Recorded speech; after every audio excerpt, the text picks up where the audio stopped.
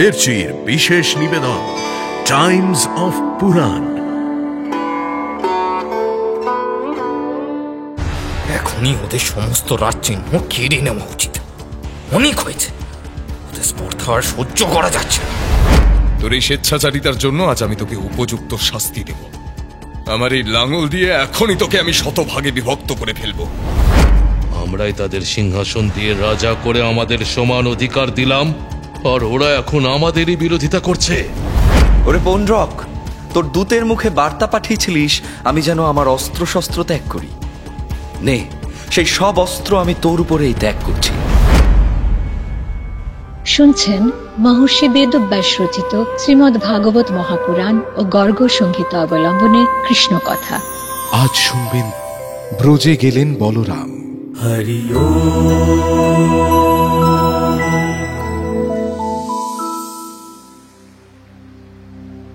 সেই কতকাল হলো কৃষ্ণ আর বলরাম বৃন্দাবন ছেড়ে চলে এসেছেন। আচ্ছা, ব্রজের কথা কি তাঁদের আর মনে পড়ল না ঋষিবর? পড়েছিল তো। তারা দুজনেই ব্রজের কথা ভাবতেন।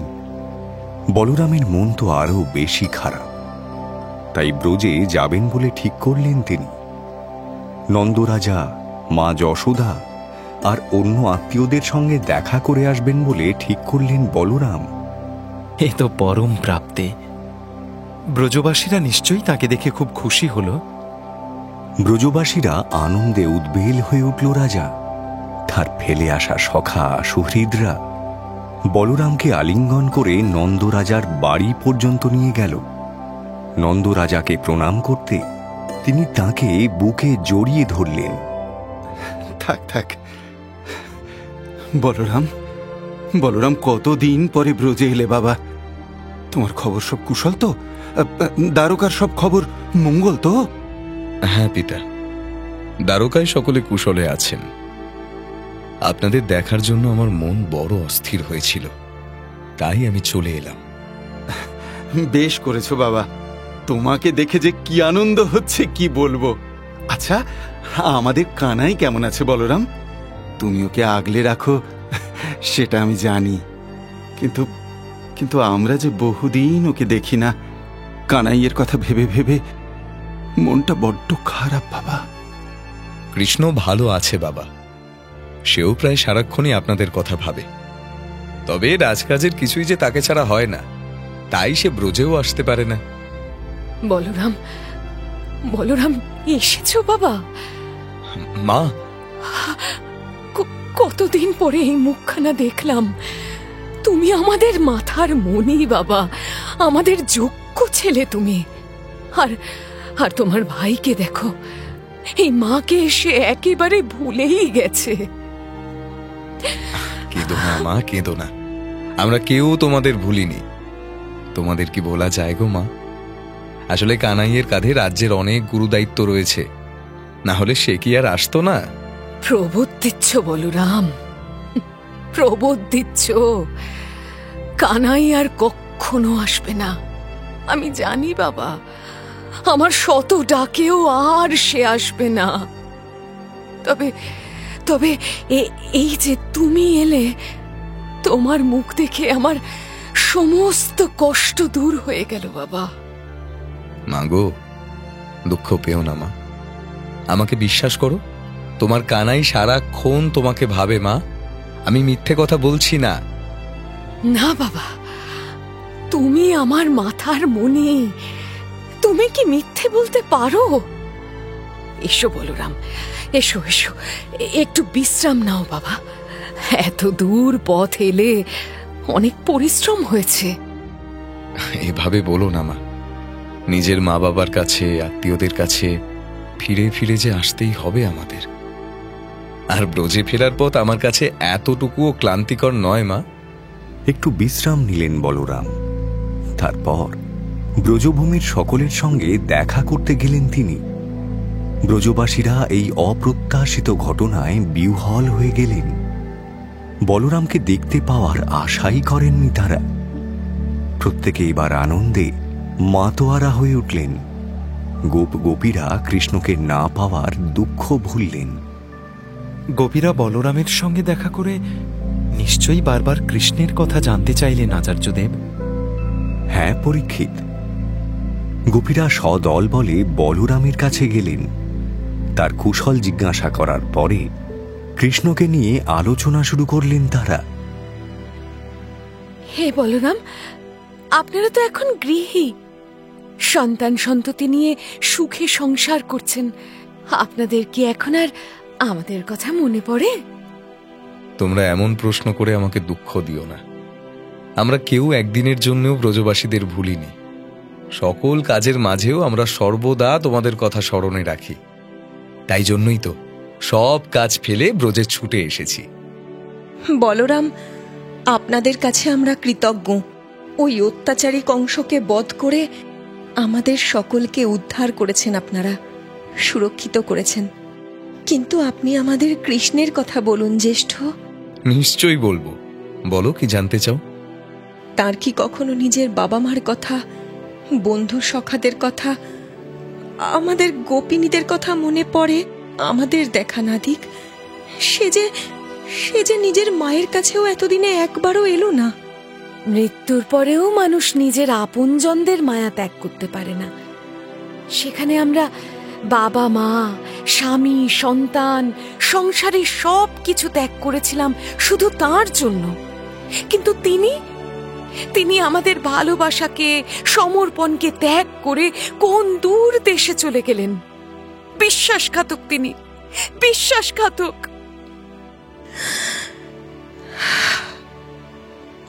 ছাড়ো সখী, তাঁর কথা ভেবে আমরা বৃথাই নিজেদের কষ্ট দিচ্ছি।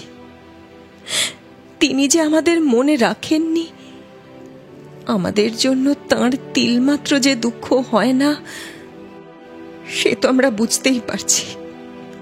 সখীরা, আমি কৃষ্ণের হয়ে করজোড়ে তোমাদের কাছে দুঃখ প্রকাশ করছি। ক্ষত্রিয় ধর্ম পালনে কৃষ্ণ এতটাই মগ্ন হয়ে পড়েছে যে তার পক্ষে দ্বারকা ছেড়ে এখানে আসা সম্ভব হচ্ছে না। তাই তো সে আমাকে পাঠিয়েছে, যাতে আমার কাছ থেকে তোমরা তার বিস্তারিত সংবাদ পাও। এসো, আমি তোমাদের কৃষ্ণের কথা সবিস্তারে শোনাই। রাজা, বলরাম বাক্যালাপে অত্যন্ত পটু ছিলেন। তিনি কৃষ্ণের সম্বন্ধে নানান মজার কথা বলে, বিভিন্ন হৃদয়গ্রাহী ঘটনা বলে গোপিনীদের শান্ত করলেন। এতে গোপিনীরা সান্ত্বনা পেলেন প্রভু? হ্যাঁ রাজা, তারা শান্ত হলেন এবং তারপরে সকলে মিলে বলরামের সেবা করতে লাগলেন। তিনিও যে স্বয়ং নারায়ণের অংশ, তার রূপ গুণ কৃষ্ণের চেয়ে কোনো অংশে কম ছিল না। ফলে গোপিনীরা তার সাহচর্যে আবার আনন্দে মেতে উঠলেন। আচার্যদেব, বলরাম কতদিন ছিলেন গোকুলে? তিনি থাকাকালীন সেখানে আর কি ঘটল আমাকে শোনান প্রভু। চৈত্র এবং বৈশাখ এই 2 মাস বলরাম সেখানে রইলেন। একদিন রাত্রে তিনি গোপীদের সঙ্গে যমুনার ধারে উপবনের মধ্যে বসেছিলেন। চাঁদের আলোয় সেদিন চরাচর যেন ভেসে যাচ্ছে।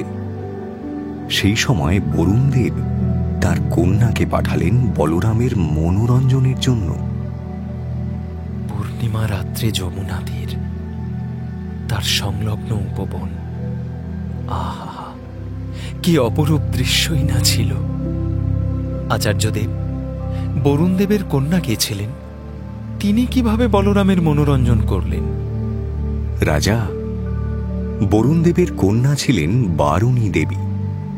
বলরাম যখন উপবনে গোপীদের নিয়ে ঘুরে বেড়াচ্ছিলেন, তখন এক বিরাট গাছের কোটর থেকে তিনি মধুধারারূপে বেরিয়ে এসে চারিদিকে নিজের গন্ধ বিস্তার করতে লাগলেন।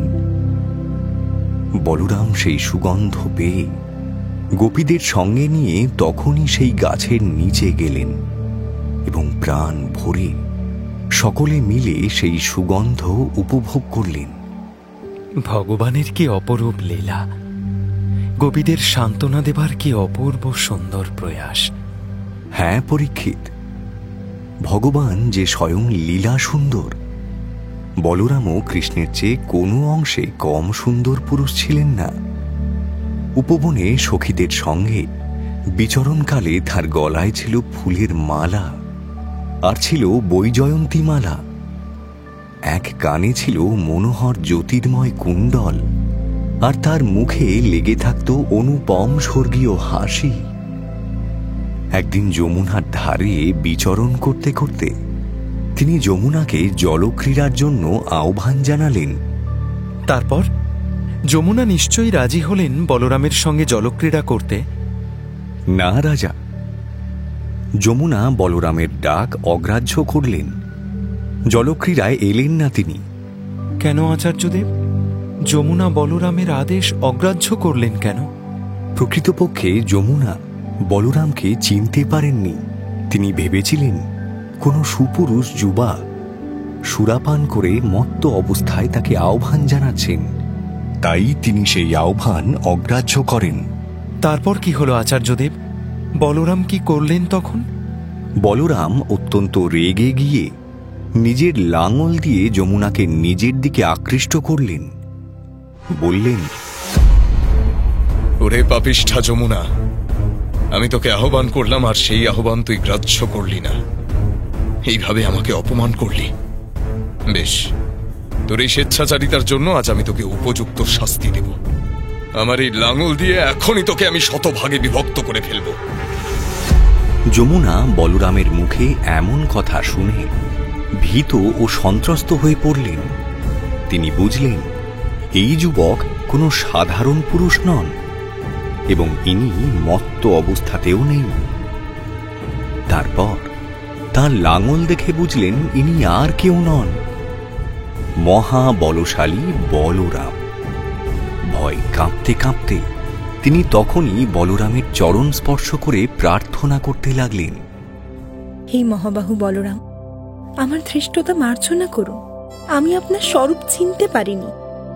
আমার অপরাধ হয়ে গেছে। আমি আপনার শরণাগত। নিজ কৃতকর্মের জন্য আপনার কাছে ক্ষমা প্রার্থী। দয়া করুন আমাকে। বেশ, তোমাকে ক্ষমা করলাম। এসো তবে এই গোপীদের এবং আমার সঙ্গে জলক্রীড়ায় অংশগ্রহণ করো। আপনার যেমন ইচ্ছে তেমনই হোক প্রভু। বলরাম যমুনায় সকল গোপীদের নিয়ে জলক্রীড়া করতে নামলেন। যমুনাও রইলেন সঙ্গে। গজরাজ যেমন মত্ত হয়ে হস্তিনীদের সঙ্গে জলক্রীড়া করে, বলরামও তেমনই ভাবে গোপীদের সঙ্গে জলক্রীড়া করতে লাগলেন। শেষে জল বিহারে তৃপ্ত হয়ে যখন তিনি জল থেকে উঠে এলেন, শ্রীলক্ষ্মী দেবী তাকে নীলাম্বর, বহু মূল্য অলঙ্কার ইত্যাদি দান করলেন।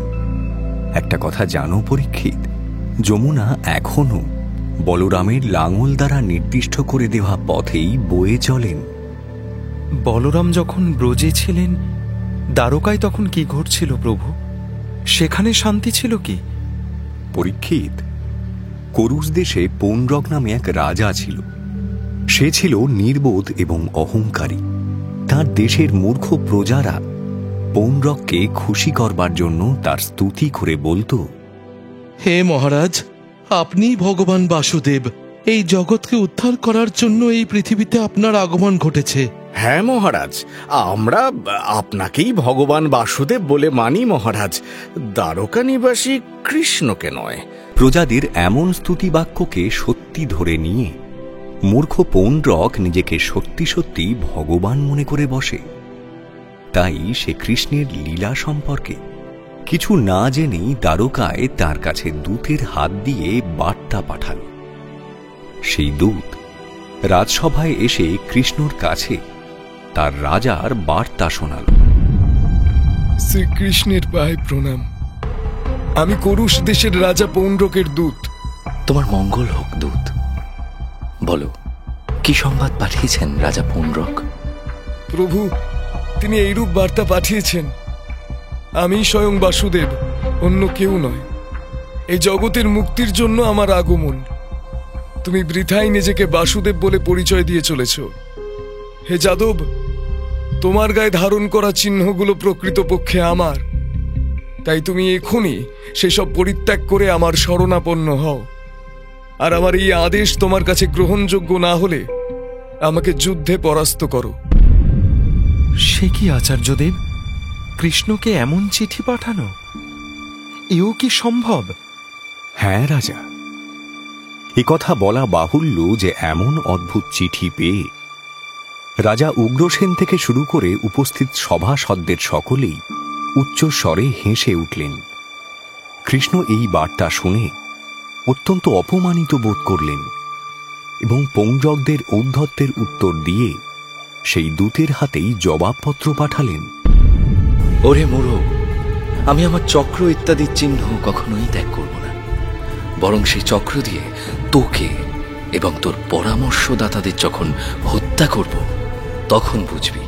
দেখবি যুদ্ধক্ষেত্রে শকুনের মতো মাংসাশী পাখিরা তোদের ঘিরে ধরবে আর তোদের মাংস খোবলে খাবে। এমন জবাবি পত্র কৃষ্ণ লিখলেন আচার্যদেব? হ্যাঁ পরীক্ষিত, কৃষ্ণ তখন ভীষণ রেগে গিয়েছিলেন। তিনি জানতে পারলেন পৌণ্ড্রক তখন তার প্রাণের বন্ধু কাশীরাজের কাছে রয়েছে। কৃষ্ণ তাই কাশী আক্রমণ করলেন। আক্রমণের খবর পেয়ে 2 অক্ষৌহিনী সেনা নিয়ে নগর থেকে বেরিয়ে এলো মহারথী পৌণ্ড্রক, আর তাকে সাহায্য করতে সৈন্য নিয়ে এলো কাশীরাজ। ঋষিবর, পৌণ্ড্রক কি সত্যি সত্যি কৃষ্ণের বীর চিহ্ন সকল নিজের শরীরে ধারণ করেছিলেন? রাজা, কৃষ্ণের মতোই পৌণ্ড্রক শঙ্খ, চক্র, গদা, সার্ঙ্গধনু এবং শ্রীবৎস চিহ্ন ধারণ করেছিল। তার বুকের উপর শোভা পেত কৃত্রিম কৌস্তবমণি এবং বনু মালা। অঙ্গে ছিল পীতাম্বর এবং সেই রথের ধ্বজায় গরুর চিহ্নও লাগিয়ে রেখেছিল সে। তার মাথায় অমূল্য কিরীট এবং কানে মকরাকৃতি কুণ্ডল ঝকঝক করত। যুদ্ধক্ষেত্রে এসে পৌণ্ড্রক কি করল ঋষিবর? যুদ্ধক্ষেত্রে এসেই পৌণ্ড্রকের সেনাবাহিনী কৃষ্ণের উপর অস্ত্রবর্ষণ শুরু করে দিল। কৃষ্ণ তখন প্রলয়ঙ্কারী আগুনের শিখার মতো গদা, তরবারি ইত্যাদি অস্ত্র দ্বারা পৌণ্ড্রক এবং কাশীরাজের সেনাবাহিনী তছনছ করে দিলেন। এরপর তিনি পৌণ্ড্রককে বললেন, ওরে পৌণ্ড্রক, তোর দূতের মুখে বার্তা পাঠিয়েছিলিস আমি যেন আমার অস্ত্রশস্ত্র ত্যাগ করি। নে, সেই সব অস্ত্র আমি তোর উপরেই ত্যাগ করছি। তুই বিনা কারণে আমার বাসুদেব নাম গ্রহণ করেছিস না? আমি তোকে নামহীন করবার ব্যবস্থা করছি এখনই। এইভাবে কথা বলতে বলতেই কৃষ্ণ পৌণ্ড্রকের রথ ছিন্ন ভিন্ন করে দিলেন এবং নিজের চক্র দ্বারা তার মস্তক ছিন্ন করলেন। রাজা, পৌণ্ড্রক সারাক্ষণ কৃষ্ণের চিন্তা করত এবং তার মতোই রূপ ধরে থাকত। তাই তার সকল বন্ধন ছিন্ন হল এবং সে মুক্তি লাভ করল। শত্রু মিত্র যে যেভাবে ভগবানকে স্মরণ করে, ভগবান তাকে সেভাবেই উদ্ধার করেন। আর কাশীরাজের কি অবস্থা হলো আচার্যদেব? কৃষ্ণের তীরে কাশীরাজের মাথাও ধর থেকে আলাদা হয়ে গেল, আর সেই মুন্ড গিয়ে পড়ল কাশীতে, রাজার রাজপ্রাসাদের সিংহদ্বারের একেবারে সামনে। এইভাবে কৃষ্ণ তার শত্রু দমন করে নিজের রাজধানীতে ফিরে গেলেন। আচার্যদেব, বলরাম তো সর্বশক্তিমান ছিলেন। তিনি সৃষ্টি এবং প্রলয়ের অতীত, অসীম ও অনন্ত। তাঁর যে লীলা, তাও তো কিছু কম অলৌকিক এবং অনন্য ছিল না। তার কথা আরো জানতে ইচ্ছে হচ্ছে ঋষিবর। পরীক্ষিত, তাহলে তোমাকে দিবিদ নামের এক বানরের গল্প বলি শোনো। দিবিদ ছিল ভৌমাসুরের সখা, সুগ্রীবের মন্ত্রী এবং মৈন্দের ভাই। সে ছিল অত্যন্ত পরাক্রমশালী। 10টা হাতির সমান বল ছিল তার শরীরে। তার সঙ্গে কৃষ্ণের কি সম্পর্ক ছিল ঋষিবর? রাজা, কৃষ্ণের হাতে ভৌমাসুর বধের সংবাদ পেয়ে দিবিদ বন্ধু হত্যার প্রতিশোধ নেবার সংকল্প করল। সেই মতোই সে দ্বারকার নগর, গ্রাম, পল্লী সর্বত্র আগুন লাগিয়ে দিয়ে সবকিছু পুড়িয়ে ছাড়খাড় করে দিতে শুরু করল। কখনো আবার সে সুবিশাল পর্বত তুলে এনে তা দিয়েও বহু স্থান, মানুষজন এবং প্রাণীসমূহকে হত্যা করতে লাগল। তার রাগ তো ছিল কৃষ্ণের ওপর, তাহলে সে সবকিছুর এমন ক্ষতি করত কেন আচার্যদেব? সেই বানর মূলত দ্বারকার ক্ষয়ক্ষতি করত, কারণ সেখানে কৃষ্ণ বাস করতেন যে। কিন্তু সে স্বভাবদুষ্ট হওয়ায় বিভিন্ন মহান ঋষিমুনিদের আশ্রমের গাছপালা তছনছ করে দিত। কখনো বা অগ্নিকুণ্ডে মল, মূত্র ইত্যাদি নিক্ষেপ করে তাঁদের যজ্ঞস্থানকে অপবিত্র করে দিত। আর শুধু এখানেই সে থেমে থাকত না, সেই দুষ্কৃতী নারী পুরুষদের ধরে নিয়ে গিয়ে পর্বতের গুহায় গুহায় তাদের বন্দী করে রাখত। সে যে মহাপাতক ছিল। তবে তারপর কি হলো আমাকে বলুন আচার্যদেব। একবার সেই বানর শুনতে পেল রৈবতক পর্বত থেকে এক মধুর সঙ্গীত ধ্বনি ভেসে আসছে। সে সেই ধ্বনি লক্ষ্য করে সেখানে গিয়ে দেখল যদুকুল শিরোমণি শ্রী বলরাম সেখানে পরমা সুন্দরী যুবতীদের মধ্যে বসে রয়েছেন এবং বারুণী নামক মদিরা পান করতে করতে সেই সঙ্গীত উপভোগ করছেন। সেই দুষ্টু বানর সেখানে গিয়ে কি অনিষ্ট সাধন করলো আচার্যদেব? সেই দুষ্টু বানর সেখানে পৌঁছে একটা গাছের ডালে বসে কখনো সেই ডাল নাড়তে থাকল, কখনো আবার সেই যুবতীদের সামনে গিয়ে তাদের বিকটভাবে টিটকিরি দিতে লাগল। সেই রমণীরা বানরের কার্যকলাপ দেখে হাসতে লাগল। তাতে সাহস পেয়ে গিয়ে সেই বানর তখন স্বয়ং বলরামের সামনে গিয়ে নানান রকম অঙ্গভঙ্গি ও তর্জন গর্জন করতে শুরু করল। কি ভীষণ দুঃসাহস সেই মূর্খ বানরের! তারপর কি হলো আচার্যদেব? রাজা বানরের এরূপ কার্যকলাপে অত্যন্ত বিরক্ত হয়ে বলরাম তার দিকে একটা পাথরের টুকরো ছুড়লেন। দ্বিবিদ সেটা এড়িয়ে গিয়ে বলরামকে উত্তেজিত করবার জন্য পাশে রাখা মদিরার কলসি তুলে নিয়ে ভেঙে গুঁড়িয়ে দিল। তারপর যুবতীদের বস্ত্র ধরে টানাটানি করতে লাগল।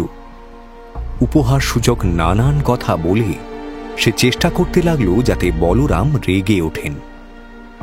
এমন কুকর্মের কথা শুনে আমারই যে ভারী রাগ হচ্ছে আচার্যদেব। বলরাম তখন কি করলেন? বানরের এরূপ ধৃষ্টতা দেখে এবং তার দ্বারা জনগণের কিরূপ ক্ষতি হতে পারে সে কথা চিন্তা করে বলরাম অত্যন্ত ক্ষিপ্ত হলেন এবং তাকে বধ করবার সংকল্প করলেন।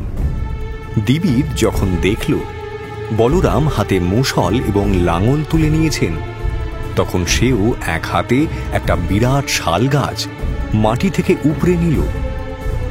তারপর সবেগে দৌড়ে এসে তা দিয়ে তাকে সজোরে আঘাত করল। বলরাম সেই আঘাত আটকাতে পারলেন? তিনি কি প্রত্যাঘাত করলেন? হ্যাঁ রাজা, বলরাম সেই আঘাত প্রতিহত করলেন এবং সুনন্দ নামের মুষল দিয়ে সজোরে দ্বিবিদের মাথায় আঘাত করলেন। সেই আঘাতে বানরের মাথা থেকে প্রচণ্ড রক্তক্ষরণ হতে থাকল।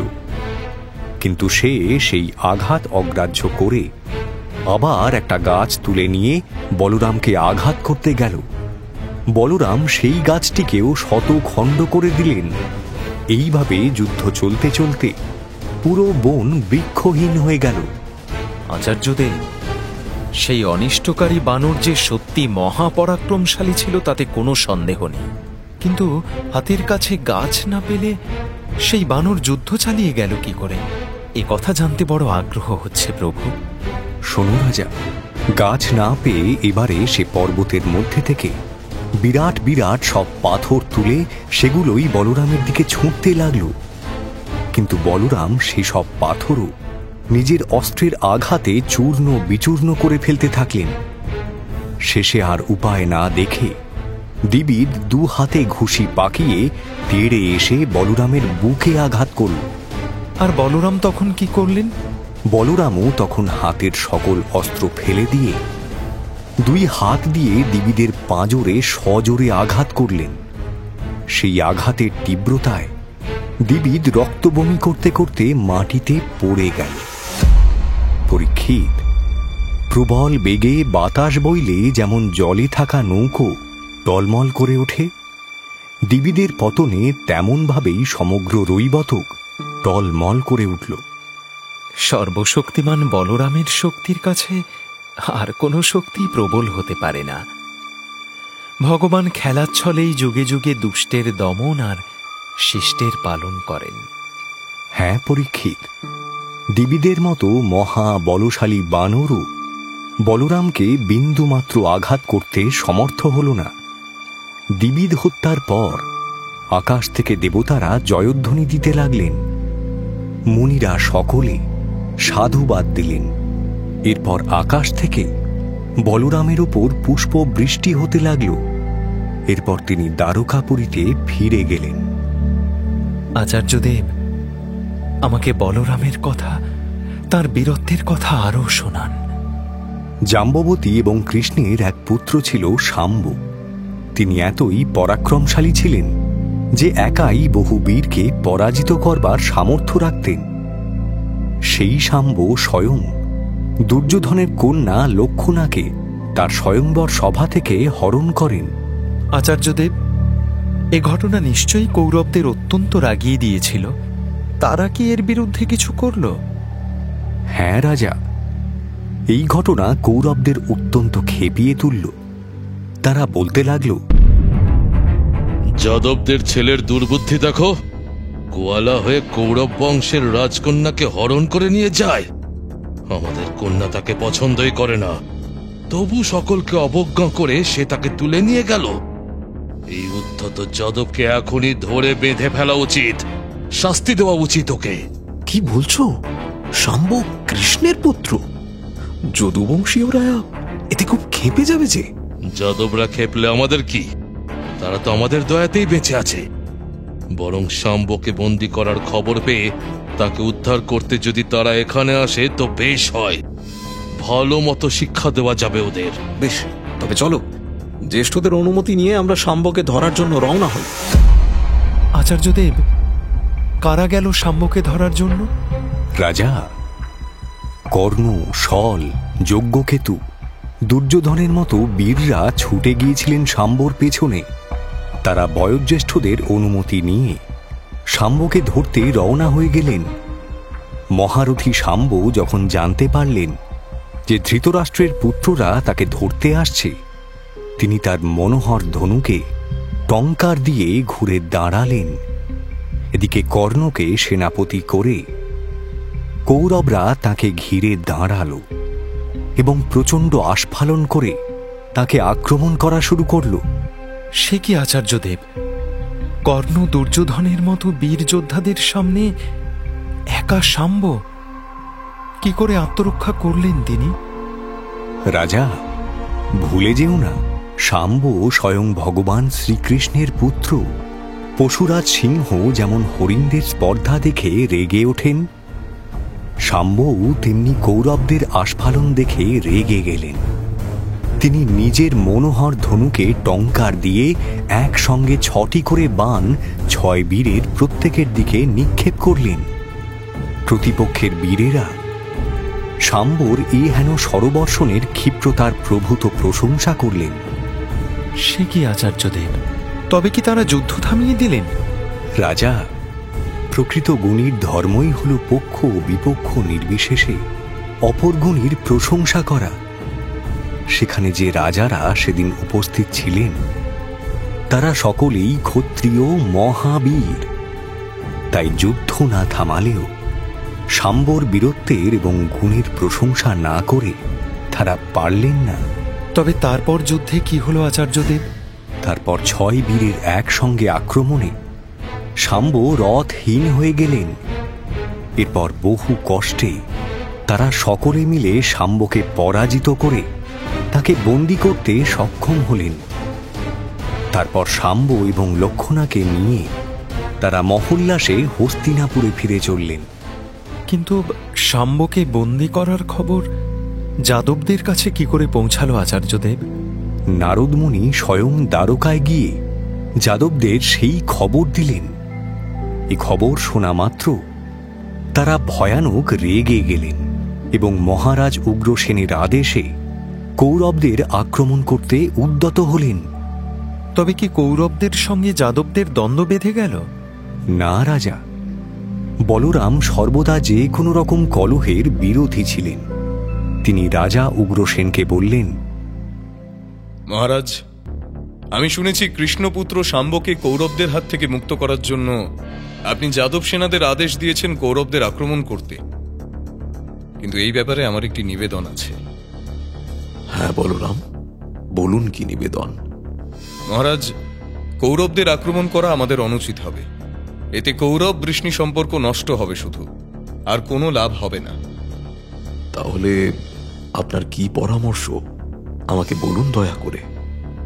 তারা যে আমাদের পুত্র বীর শাম্বকে অন্যায়ভাবে বন্দী করে নিয়ে গেছে। মহারাজ, তারা তাদের বিচার অনুযায়ী কাজ করেছে, আমরা আমাদের বিচার অনুযায়ী কাজ করব। যুদ্ধের বদলে শান্তিপূর্ণ আলোচনার মাধ্যমে যদি কার্য সম্পন্ন হয়, শাম্বকে সসম্মানে সেখান থেকে ফিরিয়ে আনা যায়, তবে সেটাই আমাদের করা উচিত বলে আমার মনে হয়। বেশ, আপনার কথা মেনে নিলাম, কিন্তু কৌরবদের সঙ্গে এই আলোচনায় মধ্যস্থতা করবেন কে? কে যাবেন হস্তিনাপুরে? মহারাজ, আপনি আজ্ঞা করলে আমি যাব সেখানে। কথা বলবো রাজা ধৃতরাষ্ট্রের সঙ্গে। তিনি অবশ্যই আমাদের কথা শুনবেন এবং বুঝবেন। তবে তাই হোক, আপনি হস্তিনাপুরের পথে যথাশীঘ্র রওনা হয়ে যান। আপনার সঙ্গে যা কিছু যাদব সৈন্য। যথা আজ্ঞা মহারাজ। তবে সৈন্য নয়, আমার সঙ্গে শুধুমাত্র কয়েকজন ব্রাহ্মণ এবং কুলবৃদ্ধগণকে যাবার অনুমতি দিন। বেশ, দিলাম অনুমতি। হস্তিনাপুরে বলরামের আগমনকে কৌরবরা কিভাবে গ্রহণ করলেন আচার্যদেব? রাজা, হস্তিনাপুরে পৌঁছে বলরাম প্রথমে নগরের বাইরে এক উপবনে নিজেদের থাকার ব্যবস্থা করলেন।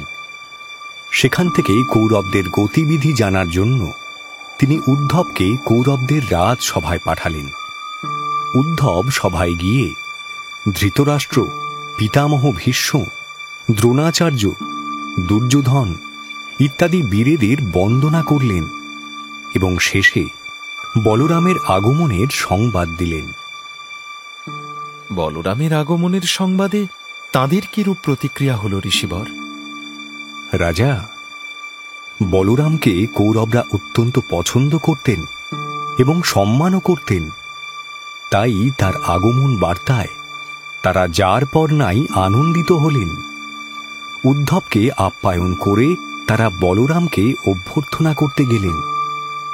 কুশল সংবাদ বিনিময়ের পর বলরাম ধীরে ধীরে সকলের সামনে আগমনের কারণ জানালেন। আমি রাজা ধীরাজ উগ্রসেনের বার্তা নিয়ে এখানে এসেছি। তিনি বলেছেন, আমরা জানি যে তোমরা কৌরবরা অনেকে মিলে অন্যায়ভাবে ধার্মিক শাম্বকে পরাজিত করেছ ও বন্দী করেছ। কিন্তু তোমরা আমাদের আত্মীয় এবং আত্মীয়দের মধ্যে কলহ বিবাদ থাকুক, সেটা আমাদের কাম্য নয়।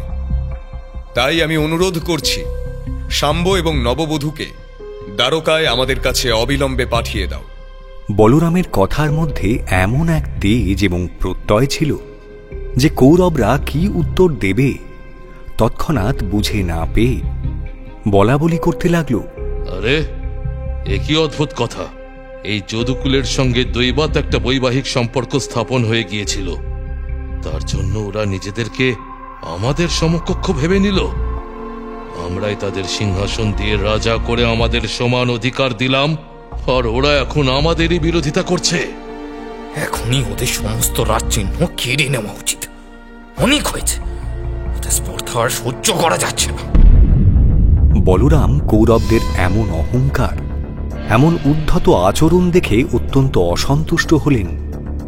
তিনি বুঝলেন, দুষ্ট প্রকৃতির ব্যক্তি শক্তি, সামর্থ্য এবং অর্থ লাভ করলে তারা শান্তিতে থাকতে পারে না।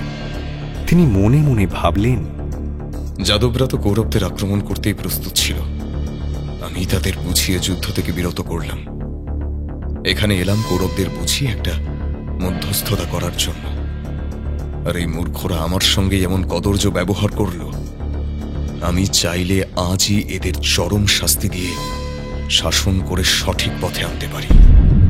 বলরাম প্রচণ্ড উত্তেজিত হয়ে লাঙল হাতে উঠে দাঁড়ালেন। সেই লাঙল দিয়ে সমগ্র হস্তিনাপুরকে উৎপাটিত করে গঙ্গায় ডুবিয়ে দেওয়ার জন্য সেটিকে টানতে লাগলেন। এই সময় কৌরবরা বেগতিক বুঝে নিজেদেরকে বাঁচাবার চিন্তায় আকুল হয়ে উঠল। নিজেদের বাঁচাতে শেষ পর্যন্ত কি করল তারা আচার্যদেব? নিজেদেরকে বাঁচাতে তখন কৌরবরা শাম্বকে বন্ধন মুক্ত করে তাকে এবং লক্ষণাকে সামনে রেখে বলরামের শরণাপন্ন হল। নানাবিধ উপায়ে তার স্তব স্তুতি করার পর বলরামের ক্রোধ শান্ত হল। তখন তিনি হাসি মুখে তাদের অভয় প্রদান করলেন। দুর্যোধন তবে শাম্বকে নিজের জামাতা হিসেবে মেনে নিলেন? হ্যাঁ পরীক্ষিত, আর শুধু তাই নয়, তিনি নিজের মেয়েকে অত্যাধিক ভালোবাসতেন। তাই সে নিজের স্বামীর সঙ্গে দ্বারকায় যাওয়ার সময় যৌতুক রূপে তিনি 1200 হাতি, 10,000 ঘোড়া, 6,000 রথ এবং সোনার হারে সুসজ্জিত 1,000 দাসী প্রদান করলেন। এরপর বলরাম, শাম্ব এবং নববধূ লক্ষণাকে নিয়ে সসম্মানে দ্বারকায় ফিরে এলেন। আমার একটি কৌতূহল আছে প্রভু। কৃষ্ণ তো সর্বক্ষণ যুদ্ধ বিগ্রহ নিয়ে ব্যস্ত থাকতেন, তাহলে তার গার্হস্থ্য কেমন ছিল সে বিষয়ে আপনি আমাকে কিছু বলুন দয়া করে। রাজা, মহর্ষি নারদের একবার কৃষ্ণের গার্হস্থ্য জীবন সম্পর্কে জানবার এমনই কৌতূহল হয়েছিল। বিশেষত তিনি যখন জানতে পারলেন যে ভৌমাসুরকে বধ করে কৃষ্ণ সেখানে বন্দী 16,000 রাজকন্যাকে দ্বারকায় নিয়ে এসেছেন এবং একই দিনে একই লগ্নে 16,000 আলাদা মহলে সেই 16,000 জনকে বিবাহ করেছেন। তখন তিনি নিজের কৌতূহল দমন করতে না পেরে দ্বারকায় এসে উপস্থিত হলেন। সেখানে গিয়ে কি দেখলেন তিনি? নারদ দেখলেন দ্বারকার উপবন এবং উদ্যানগুলো নানান রঙের অপূর্ব সুন্দর ফুলে সুসজ্জিত। টলটলে জল বিশিষ্ট সরোবরে হাঁস এবং সারস সাঁতার কাটছে। নীল পদ্ম, লাল পদ্ম এবং শ্বেত পদ্মের শোভায় সে সব সরোবর অপরূপ রূপ ধারণ করেছে। তিনি আরও দেখলেন দ্বারকার স্ফটিক নির্মিত প্রাসাদ সকল, রাজপথ, অলি গলি সবই যেন অনন্য সুন্দর। দেবর্ষি নারদ কি কৃষ্ণের কোনো প্রাসাদের অন্দরমহলে প্রবেশ করলেন? হ্যাঁ রাজা, মহর্ষি নারদ প্রথমে দেবী রুক্মিণীর সুবিশাল অনুপম প্রাসাদে ঢুকে পড়লেন। সেখানে তখন কৃষ্ণ পালঙ্কে শুয়ে বিশ্রাম করছিলেন এবং রানী রুক্মিণী স্বয়ং তাকে সোনার চামর দিয়ে বাতাস করছিলেন। দেবর্ষিকে ঢুকতে দেখে কৃষ্ণ পালঙ্ক থেকে উঠে এলেন এবং সমাদর করে তাকে অভ্যর্থনা জানিয়ে বললেন, দেবর্ষি, আপনি তো স্বয়ং সমস্ত জ্ঞান, বৈরাগ্য, ধর্ম, যশ, শ্রী এবং ঐশ্বর্যে পূর্ণ। বলুন, আমি আপনার জন্য কি করতে পারি? প্রভু, এ আমার পরম সৌভাগ্য যে আজ আপনার দর্শন পেলাম। আমি এই দর্শন লাভের আশাতেই এখানে এসেছিলাম প্রভু। এরপর নারদ কৃষ্ণের দ্বিতীয় পত্নী মহলে গেলেন। সেখানে গিয়ে তিনি দেখলেন কৃষ্ণ সেখানে তার পত্নী এবং উদ্ধবের সঙ্গে বসে পাশা খেলছেন।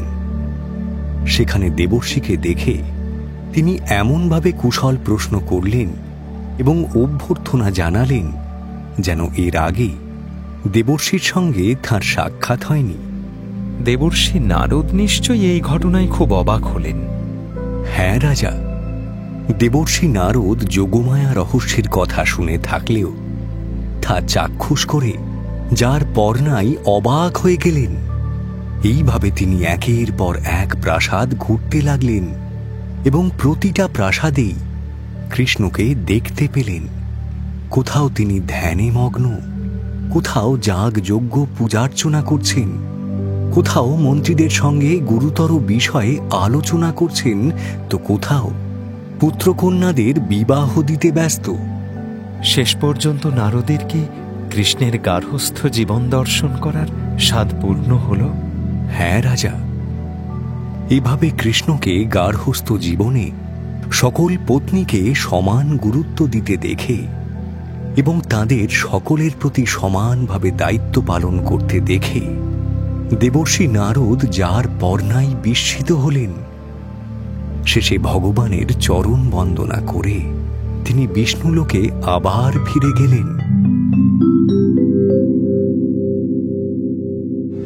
দ্বারকাপুরীর রাজসভায় এক অচেনা ব্যক্তির আগমন হল, যে বিরোধী রাজাদের জরাসন্ধ কারাগারে বন্দী করে রেখেছিল। তাদের দূত হিসাবে সেই ব্যক্তি কৃষ্ণকে জানালো রাজারা তাঁর শরণাপন্ন, তিনি যেন তাদের উদ্ধার করেন। উদ্ভব কৃষ্ণকে পরামর্শ দিলেন তিনি যেন পাণ্ডবদের রাজসূয় যজ্ঞ করতে উৎসাহ দেন। ভীম জরাসন্ধকে বধ করার পর কৃষ্ণ গেলেন সেই রাজাদের উদ্ধার করতে। তারপর সে কথা নিয়েই ফিরে আসছি আগামী পর্বে। শুনলেন মহর্ষি বেদব্যাস রচিত শ্রীমদ্ ভাগবত মহাপুরাণ ও গর্গ সংহিত অবলম্বনে কৃষ্ণ কথা। মুখ্য ভূমিকায় সুখদেব, শুভজিৎ চ্যাটার্জি, পরীক্ষিত, স্পন্দন দাস, কৃষ্ণ, গৌরব তপাদার, বলরাম, ব্রতদীপ মুখার্জি, নন্দ, সুদীপ্ত ঘোষ, যশোদা, জৈত্রী ব্যানার্জি, গোপী সঙ্গীতা গাঙ্গুলি, উগ্র সেন, কৌশিক ব্যানার্জি, প্রজা রামস্বরূপ গাঙ্গুলি, নারদ সোমক রায়। নাট্যরূপ মহুয়া বন্দ্যোপাধ্যায় ও সুজাতা ভট্টাচার্য। শব্দগ্রহণ ও আবহ সত্যজিৎ সেন। শব্দ পরিকল্পনা ও মিশ্রণ সব্যসাচী মুখার্জি। পরিচালনায় শাওলি মজুমদার। সৃজনশীল পরিচালনা ইন্দ্রাণী চক্রবর্তী। প্রযোজনা প্যাস্টেল এন্টারটেইনমেন্ট। টাইমস অফ পুরাণ আপনার জন্য মির্চি বাংলা ইউটিউব চ্যানেল এবং গানা অ্যাপে।